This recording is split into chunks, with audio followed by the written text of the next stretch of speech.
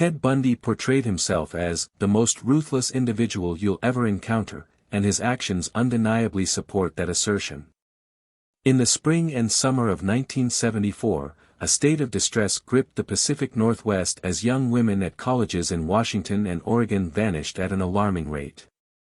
Law enforcement found themselves with minimal leads on the identity of the perpetrator.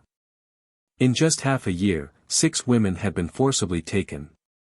The tension escalated when Janice and Ott and Denise Marie Naslund mysteriously disappeared during broad daylight at a bustling beach in Lake Sammamish State Park.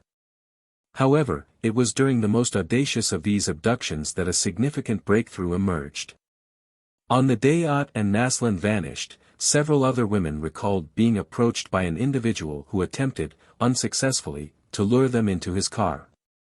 They provided descriptions to the authorities of an attractive young man with a sling on his arm, driving a brown Volkswagen Beetle, and introducing himself as Ted.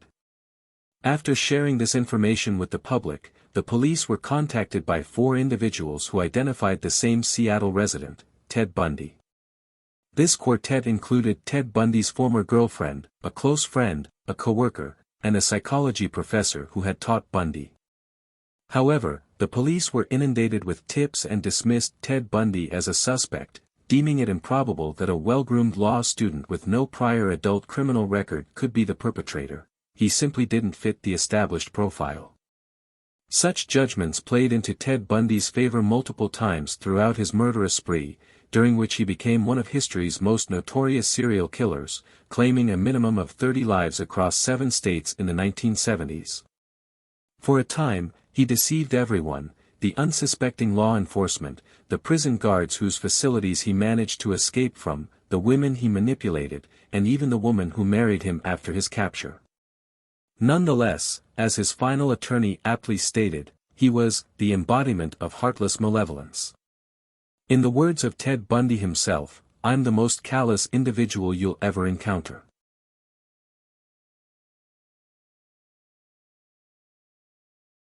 Ted Bundy came into the world in Vermont, far from the Pacific Northwest where he would later sow terror. His mother was Eleanor Louise Cowell, and his father's identity remained a mystery. Faced with the stigma of her out-of-wedlock pregnancy, Bundy's grandparents took on the role of raising him as their own child. Throughout his formative years, he believed his mother was actually his sister.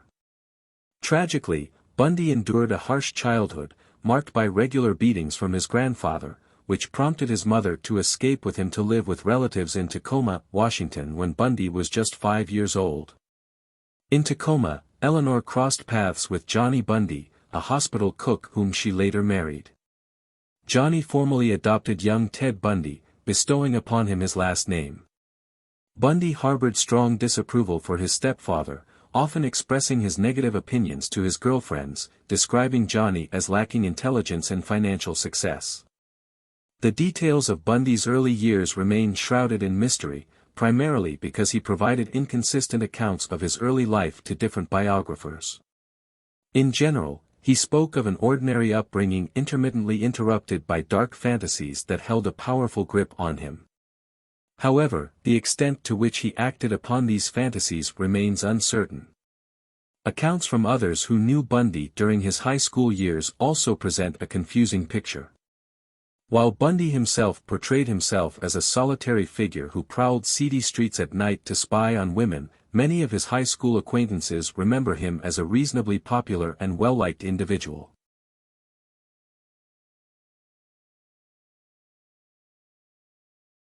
Ted Bundy completed his high school education in 1965 and subsequently enrolled at the nearby University of Puget Sound. However, his stay there was short-lived, spanning only 1 year before he transferred to the University of Washington, where he pursued studies in Chinese. In 1968, he briefly dropped out of university but swiftly returned, this time as a psychology major. During his hiatus from academia, Bundy ventured to the East Coast, where he likely discovered the shocking truth that the woman he had thought to be his sister was, in fact, his biological mother. Back at the University of Washington, Bundy commenced a relationship with Elizabeth Klopfer, a divorcee from Utah who worked as a secretary at the School of Medicine on campus. Klopfer later became one of the initial individuals to alert the police to Bundy's possible involvement in the Pacific Northwest murders. Another person who provided Bundy's name to law enforcement was Ann Rule, a former Seattle police officer. She had crossed paths with Bundy during their work at Seattle's Suicide Hotline Crisis Center around the same period. Ann Rule would go on to author one of the definitive biographies on Ted Bundy, titled The Stranger Beside Me. In 1973, Bundy gained admission to the University of Puget Sound Law School.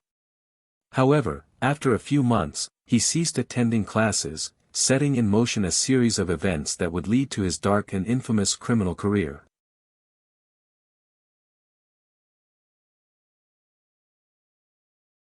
In January of 1974, the ominous chain of events commenced. Ted Bundy's initial known assault did not result in murder but was a brutal attack on Karen Sparks, an 18-year-old student and dancer at the University of Washington. Intruding into her apartment, Bundy assaulted her, rendering her unconscious with a metal rod from her bed frame, and subsequently subjected her to sexual assault using the same weapon. His vicious assault left her in a coma for 10 days and inflicted permanent disabilities. Ted Bundy's subsequent victim marked his first confirmed homicide, that of Linda Ann Healy, also a student at UW. Approximately a month after assaulting Karen Sparks, Bundy forcibly entered Healy's apartment in the early hours of the morning. He subdued her, dressed her, and carried her out to his vehicle. She vanished without a trace, although years later, part of her skull was discovered at one of the sites where Bundy disposed of his victims. Following this, Bundy continued to target female students in the vicinity, honing a sinister modus operandi. He would approach women while feigning injury, often sporting a cast or appearing otherwise disabled, and ask for their assistance with loading something into his car. Subsequently, he would incapacitate them with violence, bind, sexually assault, and ultimately murder them, disposing of their lifeless bodies in remote woodland areas. On disturbing occasions, he revisited these locations to engage in sexual acts with their decomposing remains. In some gruesome instances, Bundy decapitated his victims and kept their skulls as macabre trophies in his apartment, where he would sleep alongside these horrifying souvenirs. A survivor of Ted Bundy's attacks in the 1970s has revealed the harrowing element that saved her, her hair. The ultimate possession was, in fact, the taking of the life, Bundy once chillingly remarked. And then, the physical possession of the remains. He further elucidated, murder is not just a crime of lust or violence, it becomes possession. They are part of you. The victim becomes a part of you, and you, too, are forever one, and the grounds where you kill them or leave them become sacred to you, and you will always be drawn back to them. Over the ensuing 5 months, Bundy abducted and murdered 5 female college students in the Pacific Northwest: Donna Gail Manson, Susan Elaine Rancourt, Roberta Kathleen Parks, Brenda Carroll Ball, and Georgianne Hawkins. In response to this alarming surge in disappearances, law enforcement launched a major investigation, enlisting the assistance of various government agencies to locate the missing young women. Among these agencies was the Washington State Department of Emergency Services, where Bundy was employed. It was there that he crossed paths with Carol Ann Boone, a twice-divorced mother of 2, with whom he would have an on-again, off-again relationship that persisted as the murders continued.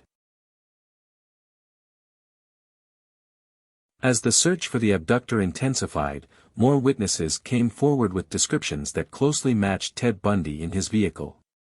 Simultaneously, the lifeless bodies of some of his victims were being discovered in remote woodlands.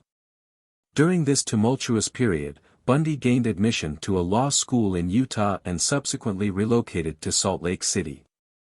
While residing in Utah, Bundy continued his horrifying spree, raping and murdering young women, including a hitchhiker in Idaho and 4 teenage girls in Utah.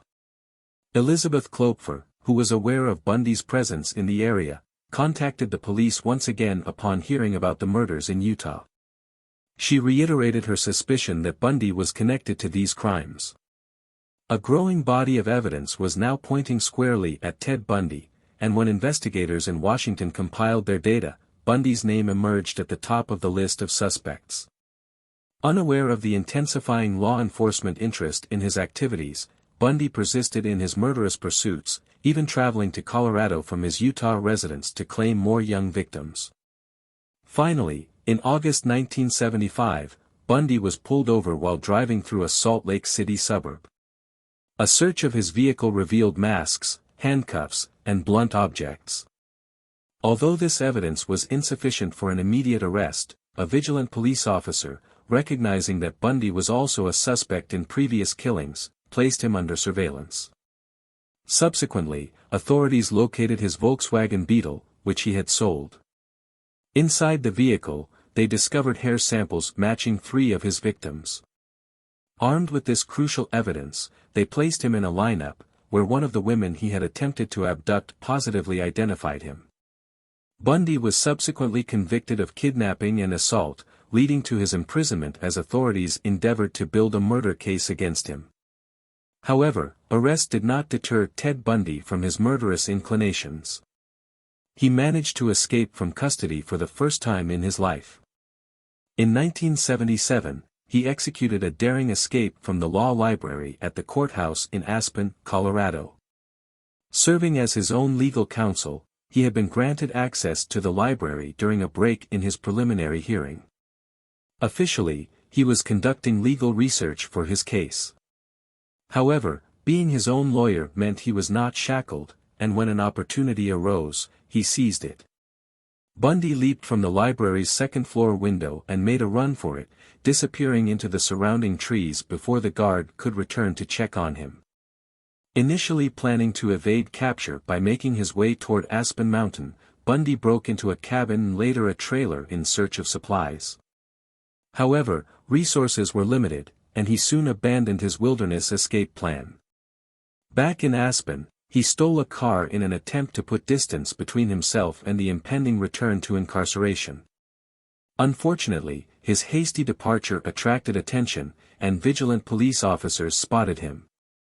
After 6 days on the run, Bundy was recaptured. Ted Bundy's next escape occurred just 6 months later, this time from a jail cell. After meticulously studying a prison layout, Bundy made a startling discovery. His cell was directly beneath the residence of the prison's chief jailer, with only a crawl space separating the two areas.